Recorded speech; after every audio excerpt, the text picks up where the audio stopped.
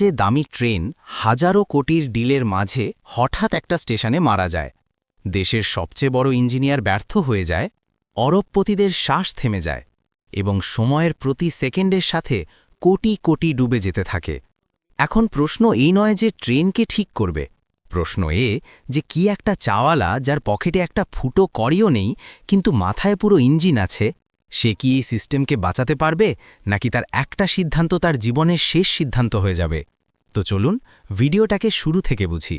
কিন্তু ভিডিও শুরু করার আগে আমি আপনাদের কাছ থেকে একটাই অনুরোধ করছি যে ভিডিওটাকে প্রথমেই একটা লাইক করে আমাদের চ্যানেলকে অবশ্যই সাবস্ক্রাইব করুন। পরে আপনি এই রোমাঞ্চে ভরা ভিডিওর ভাবনায় হারিয়ে যাবেন এবং লাইক সাবস্ক্রাইব করা ভুলে যাবেন, যাতে আমাদের খুবই বেশি দুঃখ হবে। এমন দুঃখ যেন আমাদের 10 দিনের ভিডিও বানানোর পরিশ্রম জলে মিশে গেল। এবং আমাদের কমেন্ট করে অবশ্যই বলুন আপনারা আমাদের এই ভিডিও কোথায় কোথায় থেকে দেখছেন। তো চলুন শুরু করি কোনো দেরি না করে এই গল্পের রোমাঞ্চকর যাত্রা।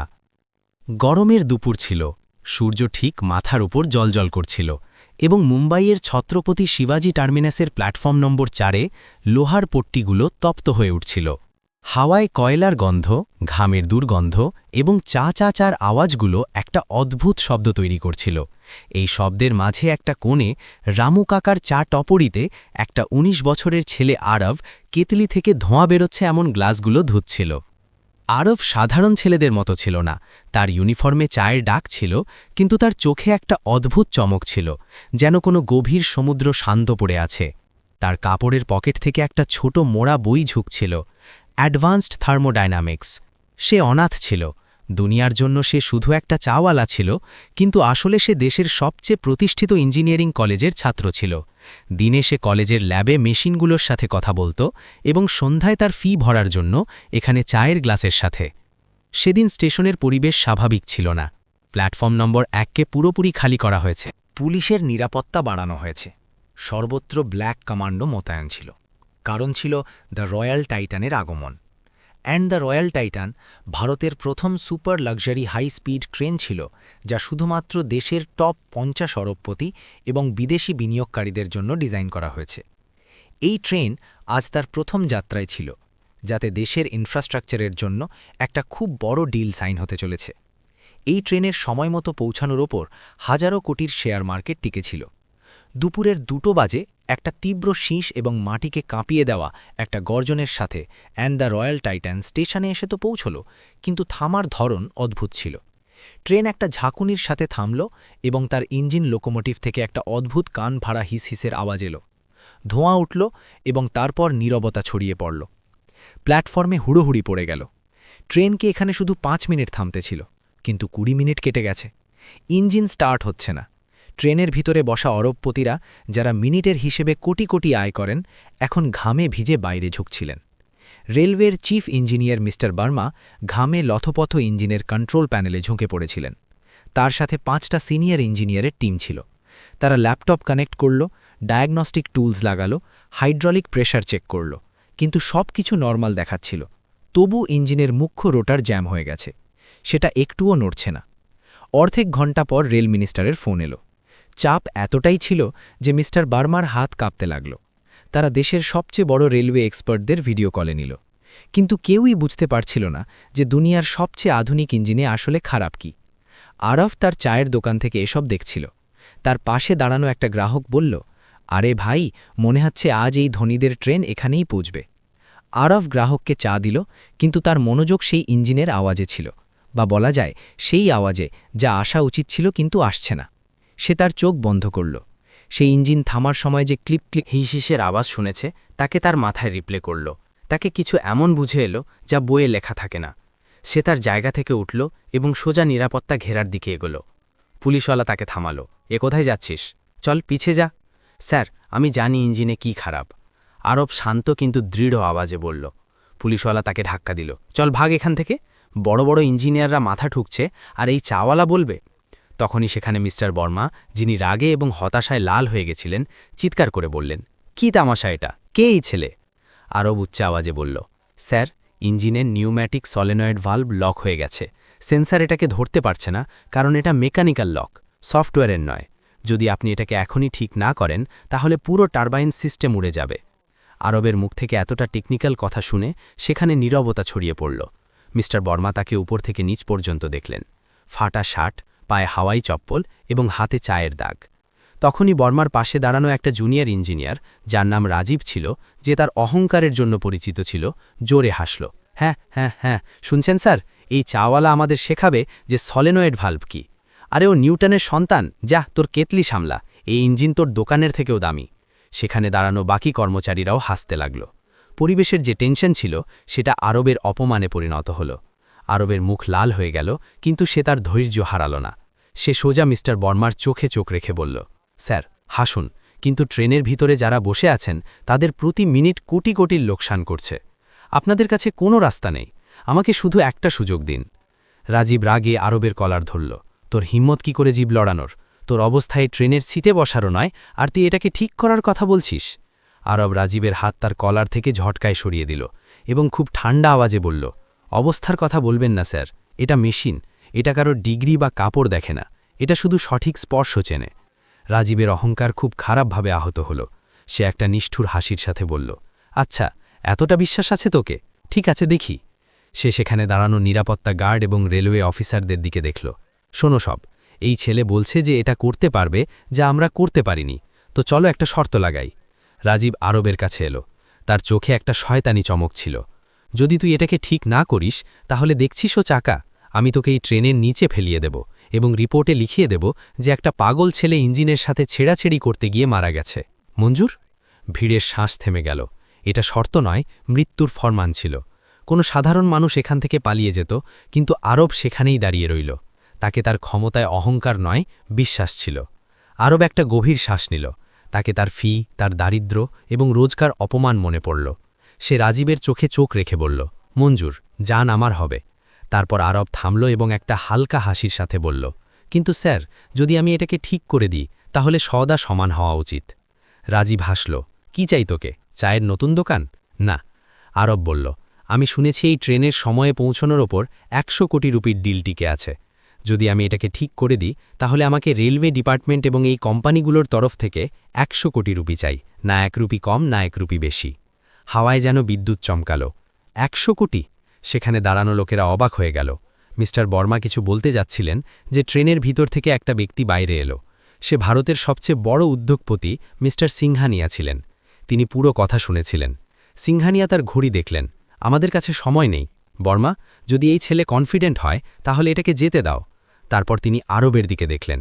ছেলে, যদি এই ট্রেন পরের 5 মিনিটে স্টার্ট হয়, তাহলে 100 কোটির চেক আমি নিজে সাইন করব, কিন্তু যদি না হয়, তাহলে তুমি তোমার শর্ত মনে রেখো। আরব মাথা নাড়ল। এখন তার সামনে শুধু টাকা নয়, বরং তার জান বাঁচানোর চ্যালেঞ্জ ছিল। আরব পাশে পড়ে থাকা টুলবক্স থেকে কোনো হাইটেক গ্যাজেট তুলল না। সে তার চোখ ঘুরিয়ে একটা পুরনো ভারী লোহার হাতুড়ি তুলল। রাজীব এবং বাকি ইঞ্জিনিয়াররা তাকে দেখে আবার বকবক করতে লাগল। পাগল কি, এত সেন্সিটিভ ইঞ্জিনে হাতুড়ি মারবে? এটা তো পুরো সিস্টেম ভেঙে দেবে। আরব কারো কথা শুনল না। সে ইঞ্জিনের বিশাল চাকাগুলোর মাঝে রেঙে নিচে ঢুকল। সেখানে অন্ধকার ছিল এবং ইঞ্জিনের গরমে কারো দম ঘুটে যেতে পারত। আরব তার চোখ বন্ধ করল এবং মেশিনের ভাইব্রেশন অনুভব করার জন্য তার হাত একটা পাইপে রাখল। বাইরে নীরবতা ছিল। হাজারো লোক শ্বাস রোখে দাঁড়িয়েছিল। মিস্টার বার্মা, রাজীব এবং সিংহানিয়া সবাই ইঞ্জিনের দিকে দেখছিলেন। ইঞ্জিনের নিচে আরব ঘামে ভেজা ছিল। তাকে সেই জায়গা মিলে গেছে, একটা ছোট ভাল্ভ যা অত্যধিক চাপের কারণে আটকে গেছে। তাকে জানা ছিল যে এটাকে খোলার জন্য শক্তির নয়, বরং সঠিক আঘাতের দরকার। যদি সে ভুল জায়গায় মারে, তাহলে ফুয়েল পাইপ ফেটে যাবে এবং সে সেখানেই জ্বলে ছাই হয়ে যাবে। সে হাতুড়ি তুলল। তার হাতের নসগুলো টান টান। সে তার গুরু, কলেজের প্রফেসরের কথা মনে করল। প্রত্যেক মেশিনের একটা হৃদয় থাকে, শুধু তার ধড়কন শোনা জানতে হয়। আরব পুরো শক্তি এবং একাগ্রতার সাথে হাতুড়ি হাওয়ায় ঘোরাল। খটাক! ধাতু থেকে ধাতু ধাক্কা খাওয়ার সেই আওয়াজ পুরো স্টেশনে গুঞ্জরিত হল। কি হলো? ইঞ্জিন কি ফেটে গেল নাকি? সেই জোরালো খটাকের আওয়াজের পর পুরো স্টেশন যেন সময়ের কোনো অন্তরালে জমে গেল। সেই আওয়াজ কোনো লোহার ধাক্কা খাওয়ার সাধারণ আওয়াজ ছিল না। সেটা একটা গুঞ্জন ছিল, যা সেখানে দাঁড়ানো প্রত্যেক মানুষের হাড় পর্যন্ত নেমে গেল। ইঞ্জিনের নিচ থেকে কোনো হলচল হলো না। এক মুহূর্ত, 2 মুহূর্ত, 10 মুহূর্ত কেটে গেল। রাজীব, যে এখনও তার অহংকারে মত্ত ছিল, হঠাৎ চিৎকার করে বলল, দেখলে, আমি বলেছিলাম না, এই পাগল ইঞ্জিন ভেঙে দিয়েছে, এখন এটা কখনো স্টার্ট হবে না। গার্ডরা, ধরো এটাকে যেতে দিও না। মিস্টার বর্মা তার মাথা ধরে ফেললেন। তার চাকরি এবং পেনশন সব ধোঁয়ায় উড়ে যাচ্ছে দেখতে পেলেন। মিস্টার সিংহানিয়ার মুখ পাথরের মতো শক্ত ছিল, কিন্তু তার চোখে একটা প্রশ্ন ছিল। তখনই ইঞ্জিনের নিচ থেকে একটা হাত বাইরে এলো। সেই হাত কালো এবং গ্রিসে মাখা ছিল। আরব রেগে বাইরে বেরোল। তার মুখে ঘামের ধারা বইছে এবং চুলে ধুলো জমে গেছে, কিন্তু তার মুখে একটা অদ্ভুত শান্তি ছিল। যেন সে কোনো খুব বড় কাজ করেনি, বরং রোজগার কোনো কাজ করেছে। সেই লোকো পাইলট ড্রাইভারের জানালার দিকে দেখল, যে ভয় বসেছিল। আরব স্বাভাবিক আওয়াজে বলল, ইগনিশন অন করো, এখন এটা স্টার্ট হয়ে যাবে। রাজীব মাঝে লাফিয়ে পড়ল, পাগল হয়ে গেছো? যদি এটাতে ফুয়েল লাইন ড্যামেজ করে থাকে তাহলে ইগনিশন অন করতেই ব্লাস্ট হয়ে যাবে। ড্রাইভার সহমে মিস্টার বার্মা এবং সিংহানিয়ার দিকে দেখল। তাকে বুঝতে পারছিল না যে কার কথা শুনবে, একটা বড় ইঞ্জিনিয়ারের নাকি একটা চাইওয়ালার। সিংহানিয়া আরবের চোখে দেখলেন। সেখানে তাদের ভয় নয়, বরং একটা ইঞ্জিনিয়ারের আত্মবিশ্বাস দেখা গেল। সিংহানিয়া ড্রাইভারের দিকে ইশারা করলেন, করো, যা হবে দেখা যাবে। ড্রাইভার কাঁপা হাতে চাবি ঘুরিয়ে স্টার্ট বোতাম চাপল। ঘুরর। ইঞ্জিন দুবার কাশির মতো আওয়াজ করল। রাজীবের মুখে একটা কুটিল হাসি আসতে যাচ্ছিল, যে তখনই ব্রুম ব্রুম, মুখে একটা জোরালো দাহরের সাথে ঈদ রয়্যাল টাইটানের 4500 হর্স পাওয়ারের ইঞ্জিন জেগে উঠল। ইঞ্জিনের সেই আওয়াজ কোনো সঙ্গীতের থেকে কম ছিল না। সেটা আগের মতো আটকে যাচ্ছে না, বরং একটা লয়ে মাখনের মতো স্মুথ চলছে। ইঞ্জিনের কম্পন ভাইব্রেশন এতটা সন্তুলিত ছিল যে পাশে রাখা জলের গ্লাসে হলচল পর্যন্ত হলো না। পুরো প্ল্যাটফর্মে এক মুহূর্তের জন্য এতটা নীরবতা ছড়ালো যে সুই পড়ার আওয়াজও শোনা যেত। এবং তারপর হঠাৎ শব্দের একটা বিস্ফোরণ হলো। যে ভিড় কিছুক্ষণ আগে আরবের উপর হাসছিল, এখন অবিশ্বাসে তার চোখ ফাঁক করে দাঁড়িয়েছিল। মিস্টার বর্মার মুখ খোলা রইল। রাজীবের পায়ের তলায় যেন মাটি সরে গেছে। তার মুখ এমন সাদা হয়ে গেছে যেন শরীর থেকে সব রক্ত নিংড়ে নেওয়া হয়েছে। সে শুধু বকবক করছিল, এটা কি করে হতে পারে? এটা অসম্ভব। আরব হাতুড়ি ফিরিয়ে টুলবক্সে রাখল এবং রাজীবের কাছে গেল। সে রাজীবের চোখে দেখল, যেখানে এখন অহংকারের জায়গায় লজ্জা এবং ভয় ছিল। স্যার, আরব বিনয়ের সাথে বলল, ইঞ্জিনকে ডিগ্রি নয়, বোঝা দরকার হয়। ও সোলেনয়েড ভাল্ভ শুধু আটকে গিয়েছিল, তাকে বদলানোর নয়, শুধু একটা সঠিক জায়গায় সঠিক চাপের সাথে আঘাতের দরকার ছিল, যাতে ভ্যাকিউম ভাঙতে পারে। এটাকে ইম্পালসিভ মেকানিক্যাল রেজোন্যান্স বলে। হয়তো আপনি বইয়ে পড়েছেন, কিন্তু আমি এটাকে অনুভব করেছি। আরবের এই টেকনিক্যাল ব্যাখ্যা শুনে সেখানে উপস্থিত বড় বড় ইঞ্জিনিয়ারদের হুঁশ উড়ে গেল। তাদের বোঝা গেল যে এই ছেলে কোনো সাধারণ চাওয়ালা নয়, বরং একটা জিনিয়াস। এখন পালা ছিল শর্ত পূরণ করার। মিস্টার সিংহানিয়া ভিড় চিরে সামনে এলেন। তার মুখে একটা বড় হাসি ছিল। তিনি আরবের কাঁধে হাত রাখলেন এবং বললেন, নওজোয়ান, আমি আমার জীবনে হাজারো ইঞ্জিনিয়ার দেখেছি, কিন্তু মেশিনের নাড়ি চেনা যেমন তোমার মতো জাহির আজ পর্যন্ত দেখিনি।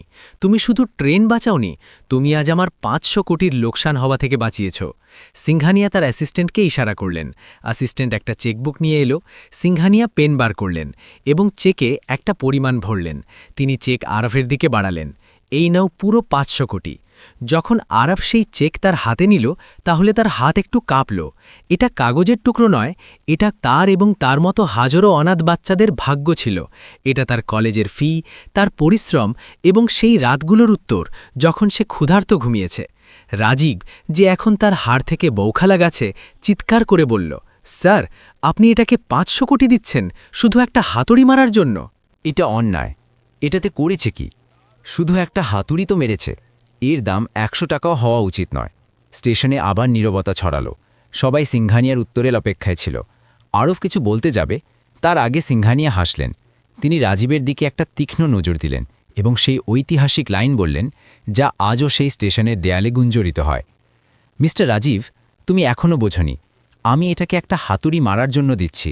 সিংহানিয়া আরবের দিকে সম্মানের সাথে দেখলেন এবং তার কথা শেষ করলেন। এবং বাকি 99 কোটি টাকা, 99,99,999 টাকা এই জন্য দিচ্ছি, কারণ এটাকে জানা ছিল যে হাতুড়ি কোথায় এবং কতটা জোরে মারতে হয়। রাজীবের কাছে এখন বলার জন্য কোনো শব্দ ছিল না। সে তার নজর ঝুঁকিয়ে পিছিয়ে গেল। তাকে বোঝা গেল যে বইয়ের জ্ঞান এবং ব্যবহারিক জ্ঞানে কী ফারাক হয়। সিংঘানি আরফকে তার পার্সোনাল কার্ড দিলেন। যখন তোমার ইঞ্জিনিয়ারিং শেষ হবে তাহলে আমার কোম্পানিতে এসো। আমার তোমার মতো লোকের দরকার, চাটুকারদের নয়। ট্রেন একটা লম্বা শীষ দিল। ড্রাইভার আরফকে স্যালিউট করল। এদিকে রয়্যাল টাইটান ধীরে ধীরে স্টেশন থেকে বাইরে রেঙতে লাগল। ট্রেনের ভিতরে বসা অরবপতিরা জানালা থেকে হাত নেড়ে সেই চাওয়ালার অভিবাদন করলেন। আরফ চেক তার পকেটে রাখল। সে তার চায়ের স্টলে দেখল যেখানে কেতলি এখন ঠান্ডা হয়ে গেছে।